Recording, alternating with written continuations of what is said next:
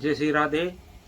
मित्रों, हम प्राय सुनते हैं कि भगवान शंकर का जो अभिषेक किया हुआ जल है वो नहीं पीना चाहिए, पर क्यों नहीं पीना चाहिए इस पे आज हम चर्चा करेंगे।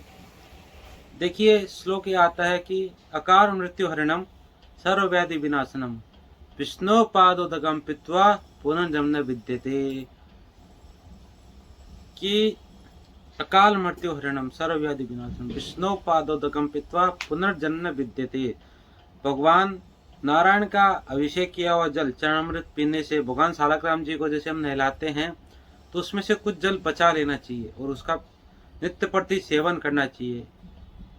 इससे पुनर्जन्म नहीं होता। अकाल मृत्यु हरणम, अकाल मृत्यु नहीं होती।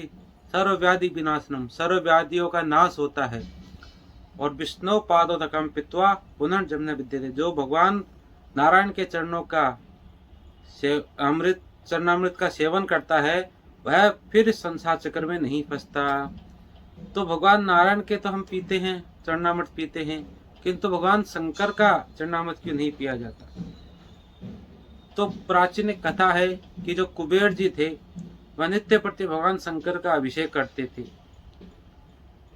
वो अपने बगीचे में लगे पुष्पों से भगवान शंकर का श्रृंगार करते थे, किंतु एक गंधर्व था जो बगीचे में लगे पुष्पों को तोड़ के ले जाता था। शंकर जी पर चढ़ने से पहले ही वो पुष्प लेके चला जाता। अब कुबेर जी परेशान रहने लगे तो उन्होंने विचार किया कि भगवान शंकर का जो निर्माल्य है, जो भगवान पे चढ़ाया हुआ निर्माल्य होता है, और भगवान शंकर का जो अभिषेक किया हुआ जल है, उसको लांघने से, उसका उल्लंघन करने से समस्त पाप बढ़ जाते हैं और पुण्य नष्ट हो जाते हैं। तो उन्होंने ऐसा ही किया और अगले दिन जैसे वो गंधर्व आया और उसने जैसे ही उस निर्माल्य को, उस जल को लांघा तो उसके समस्त पुण्य नष्ट हो गए और उसकी जो अदृश्य होने की शक्ति थी वह भी नष्ट हो गई और वो दिखाई देने लगा और उसकी समस्त शक्तियां नष्ट हो गई। तो गंधर्व कुबेर जी से क्षमा प्रार्थना करने लगा। तो कुबेर जी ने कहा कि भाई, तुम्हारी ये शक्तियां जो है भगवान शंकर ही वापस लौटा सकते हैं, तुमने उन्हीं का अपराध किया है तो उनकी उपासना करो। तब जो गंधर्व था उसने शिव महिम्न स्तोत्र का पाठ किया, भगवान शंकर को प्रसन्न किया और शिव महिम्न स्तोत्र की रचना भी पुष्पदंत नामक जो गंधर्व था उसी ने की, जिसे भगवान शंकर प्रसन्न हो गए और उसको उसकी शक्तियां वापस लौटा दी। तो कहने का तात्पर्य यह है कि भगवान शंकर की जब हम परिक्रमा करते हैं तो आधी करते हैं, इसी वजह से करते हैं कि उनके जल का उल्लंघन ना हो।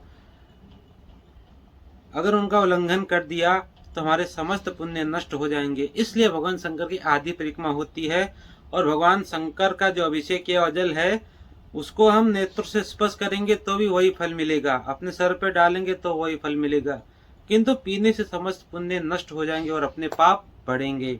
इसलिए भगवान शंकर का किया हुआ अभिषेक नहीं पीते। आशा करता हूँ आपको ये जानकारी पसंद आई होगी।